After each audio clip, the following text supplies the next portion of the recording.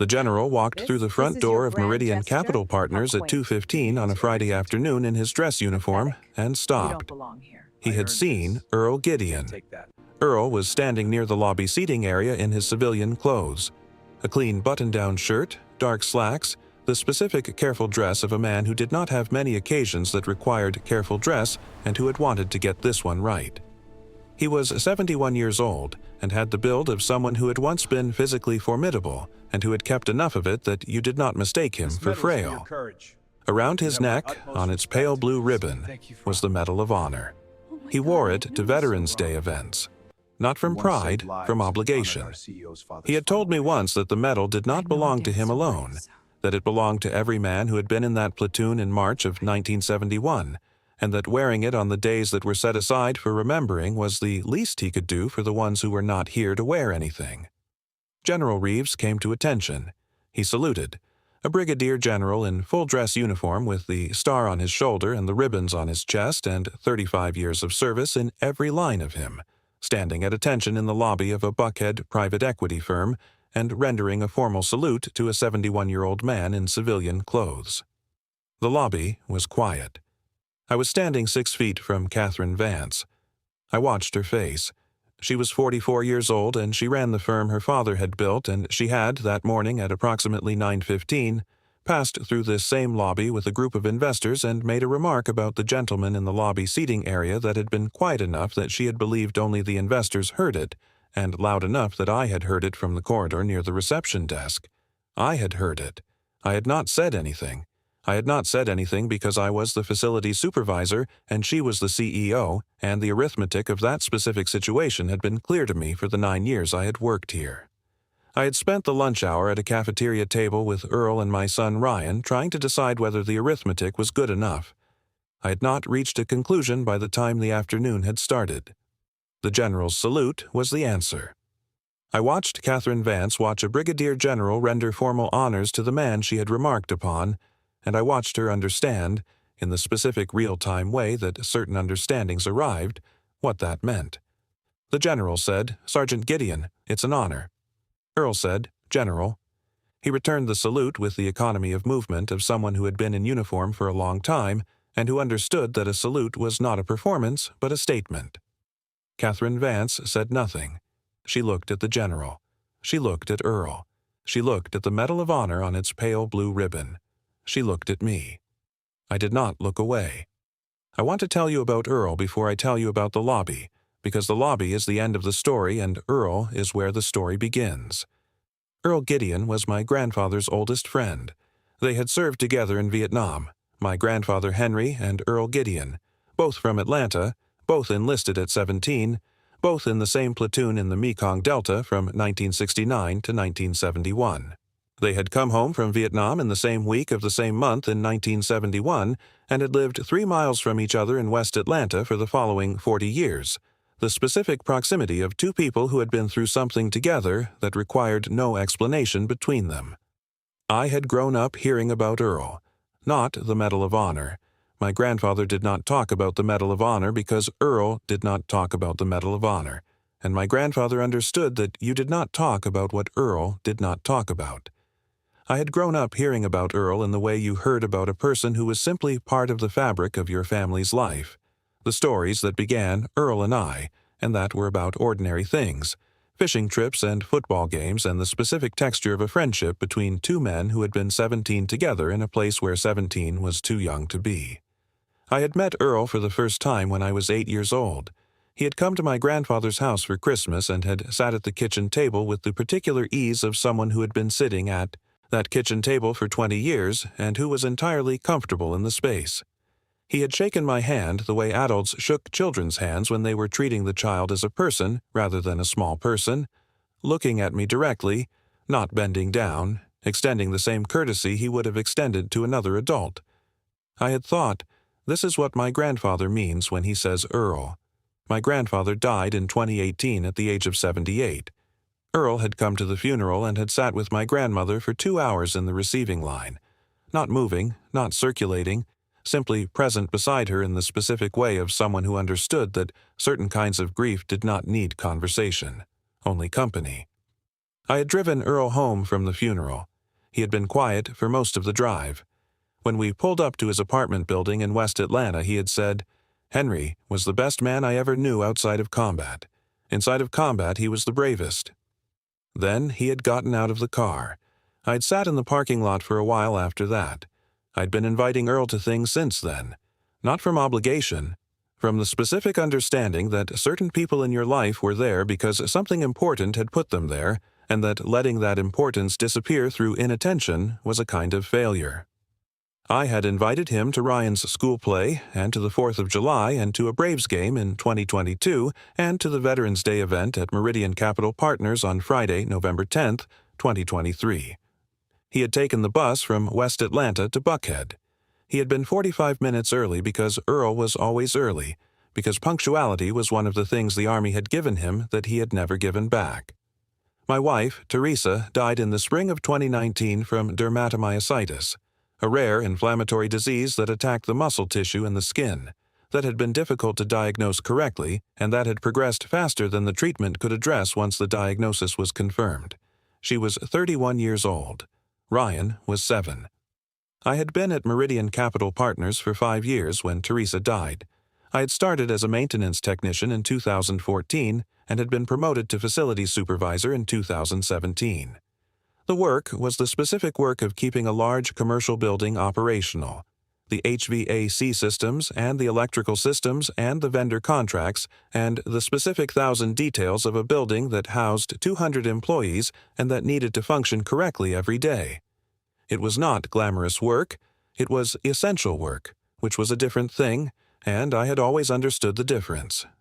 My grandfather had told me when I was 12 that the most important people in any organization were the ones who kept things running, not the ones who got the credit for things running. I had thought about this often in 9 years of facilities management. Catherine Vance was a competent CEO. I want to be clear about this because this story is not about Catherine Vance being a bad person. She was not a bad person. She ran a firm that her father had built with the specific pressure of someone who understood that the firm's reputation was her inheritance and her obligation simultaneously. She worked long hours. She treated the senior staff with respect. She had approved every budget request I had submitted in 9 years without unnecessary friction. She had also, on the morning of November 10th, 2023, made a remark in the lobby about a 71-year-old man in a button-down shirt who was sitting in the lobby seating area waiting for her facilities supervisor. I had heard the remark. It was not a cruel remark in the sense of being intentionally cruel. It was the specific remark of someone who had looked at a person and categorized them quickly and incorrectly and had then made the error of saying the categorization out loud.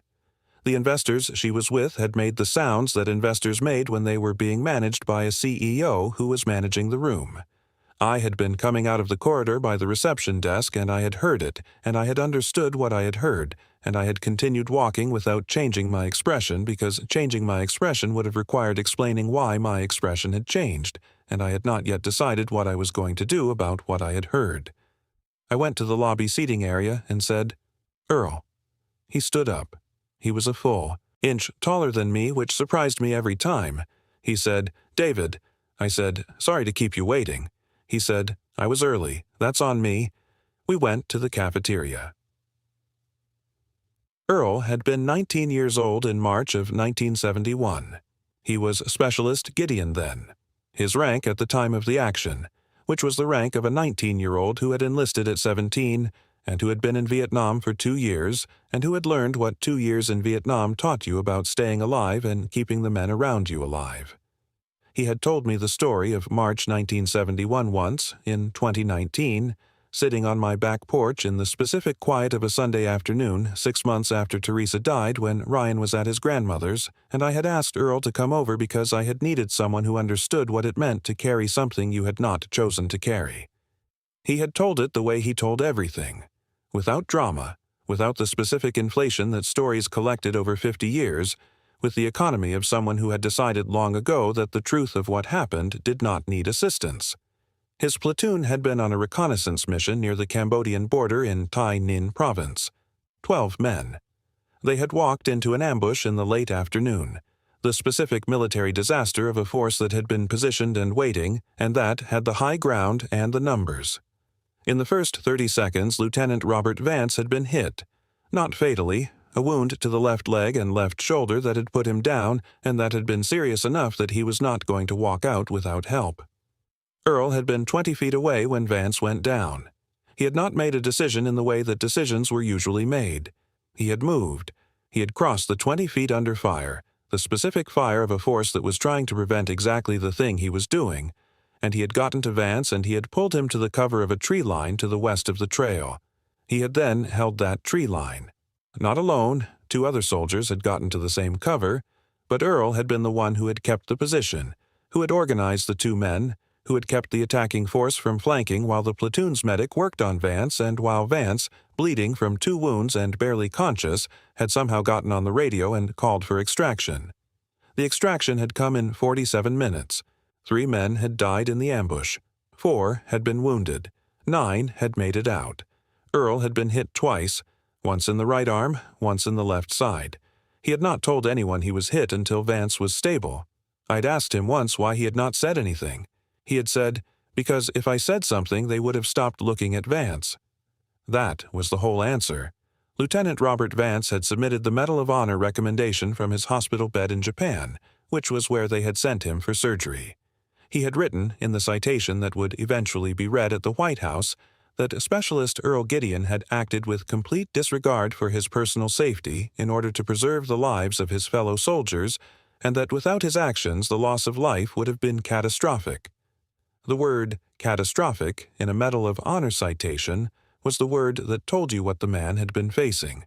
Earl had received the Medal of Honor in 1972. He had not spoken about it publicly for 40 years. At the cafeteria table on the Friday of Veterans Day, Ryan had sat across from Earl with the specific focused quality of an 11-year-old who was in the presence of something significant, and who understood that being in the presence of something significant required a specific quality of attention. Ryan had known about Earl. I had told him the same way my grandfather had told me. Not the medal, the man. Earl, who took the bus. Earl, who had been my grandfather's best friend. Earl, who had sat with my grandmother for 2 hours at the funeral without moving. He had known about the medal since he was 9, which was when I had decided he was old enough to understand what it meant. He had asked Earl at the cafeteria table if he could see it. Earl had looked at me. I had nodded. Earl had lifted the Medal of Honor from his neck and had placed it in Ryan's hands. Ryan had held it the way you held something that belonged to a category larger than itself, carefully, with both hands, with the specific seriousness of a child who understood that the weight of an object was not always about its physical weight. He had looked at it for a long time. He had said, "Does it get heavy?" Earl had said, "Some days more than others." Ryan had looked up. He had said, "Why more on some days?" Earl had said, "Because on some days I remember the ones who aren't here to wear one." Ryan had held the medal for another moment. Then he had carefully placed it back in Earl's hands. He had said, "Thank you for letting me hold it." Earl had said, "Thank you for asking the right questions." I had looked at the cafeteria table and thought about Teresa, who had been asking the right questions for the entire 10 years I had known her, and who had given that quality to our son along with his eyes and his patience. Earl had also shown Ryan the other medal, the Bronze Star. He had told Ryan that it had belonged to a man named Robert Vance, a lieutenant who had become a colonel who had become a father who had died in 2021, and who had given Earl this medal before he died. He had told Ryan that Colonel Vance had said the Bronze Star belonged with the man who had made it possible for him to write the citation that had gotten Earl the other one. Ryan had said, "So he gave you credit for his medal?" Earl had said, "He was trying to. I told him you couldn't give someone credit for your own actions." Ryan had said, "What did he say?" Earl had said, "He said the actions weren't only mine. He said I was there, and he was there, and the men were there, and the medal belonged to all of them, and he was just making sure the right ones had the right pieces of it." Ryan had thought about this. He had said, "That sounds right." Earl had said, "Yes, it does." Ryan had left his backpack at the lobby seating area when he arrived. He had not noticed until we were in the cafeteria, and when he did, Earl had walked down with him to retrieve it. That was why Earl was in the lobby at 2:15 when General Reeves came through the door.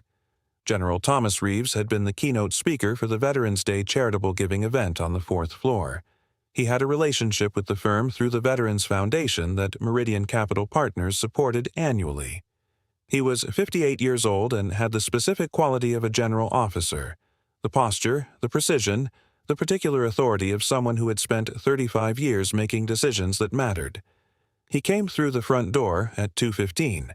He saw Earl Gideon standing near the lobby seating area. He knew Earl. Not personally, by reputation and by face, the way senior officers knew Medal of Honor recipients because the community was small enough that the faces became known.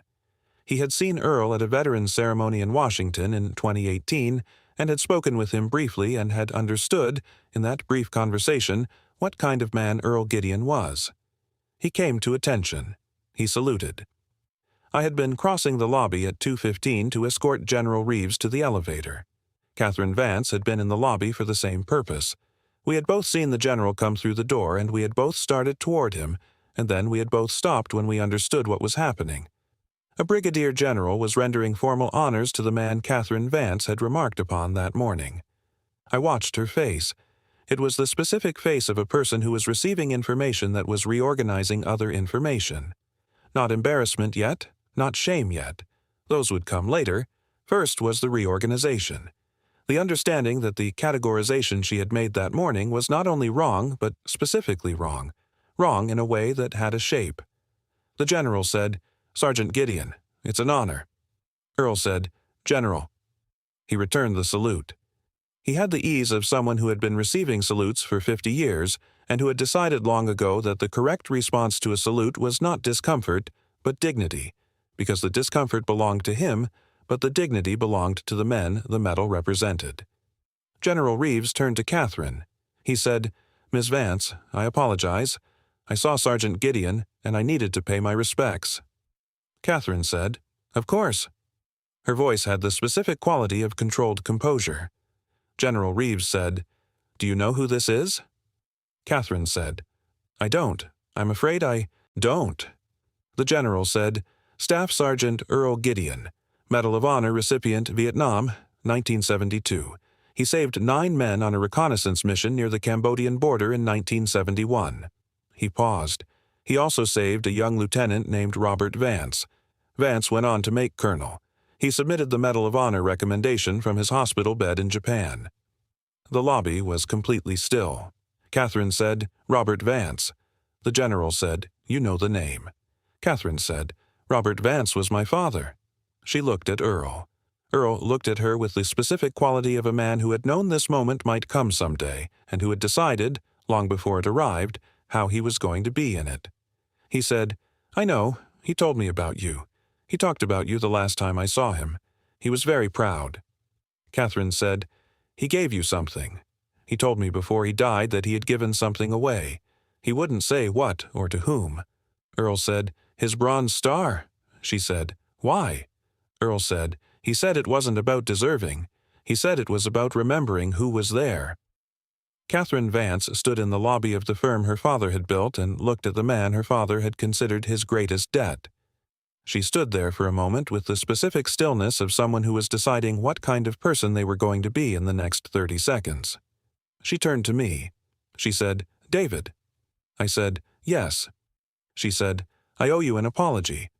I said, "You owe Mr. Gideon an apology." She said, "Yes." She turned to Earl. She said, "I said something this morning that I'm ashamed of. I didn't know who you were. That is not an excuse. I'm sorry." Earl looked at her for a moment. He said, "I know." Then he said, "Your father was a good man, a good officer and a good man. The ones who were there with me that day are gone now except for me. I'm glad his daughter is here." Catherine said, "Thank you." He said, "Don't thank me. Just remember your father correctly. That's enough." I drove Earl home after the event. Ryan was in the back seat. He had attended part of the Veterans Day program on the 4th floor and had sat in the back row with the specific patient quality of an 11-year-old who had decided that something was worth his full attention and who was giving it. The drive from Buckhead to West Atlanta took 22 minutes on a Friday evening with light traffic. Earl sat in the passenger seat and looked at the city going by in the specific way he looked at things, fully without the distracted quality that most people brought to the view from a car window. After a while, Ryan said from the back seat, "Earl." Earl said, "Ryan." Ryan said, "Did you know who Miss Vance's father was when you came in today?" Earl said, "I knew Robert Vance's daughter ran the firm. David told me when he invited me." Ryan said, "So you knew?" Earl said, "Yes." Ryan said, "Did you know she was going to find out who you were?" Earl said, "I didn't know how she would find out. I thought she might when the general arrived. General Reeves knows who I am." Ryan said, "Were you nervous?" Earl said, "No." Ryan said, "Why not?" Earl said, "Because I wasn't there for her to find out who I am. I was there for the veterans event. I was there because your father invited me and because it was the right kind of day to come to." Ryan thought about this. He said, "What about the medal? You wore it." Earl said, "I always wear it to Veterans Day events. Not for me, for the ones who were there." Ryan said, "The ones who aren't here to wear one." Earl said, "Yes." The car was quiet for a while. Atlanta at evening. The specific quality of a city that did not entirely stop but that changed its quality in the hour after 5. The specific shift from the day's urgency to something that was not peace exactly, but was the pause before whatever came next. Earl said, without being asked, "Your father's grandfather was the finest man I knew in a peacetime life. The finest. He had the quality of someone who understood that the most important thing you could do for another person was be there when they needed someone to be there. Not to fix things, not to explain things, just to be there." He paused. He said, "Your father has that quality." I did not say anything. Ryan said, "I know." Earl said, "I know you know. I'm saying it anyway, for the record." I pulled up to Earl's apartment building. He got out of the car with the specific, careful movement of a 71-year-old man who had been wounded twice in combat 50 years ago and who had made his peace with what those wounds had left behind. He turned back to the window. He said, "David." I said, "Yeah." He said, "Your grandfather would have liked today." I said, "Yes, he would have." He said, "He would have especially liked the part where you didn't say anything when you should have said something but let the truth say it instead." I looked at Earl Gideon in the parking lot of his apartment building in West Atlanta with his Medal of Honor and Robert Vance's Bronze Star and 50 years of carrying what he carried. I said, "I wasn't sure that was the right call." He said, "It was." He started toward the door.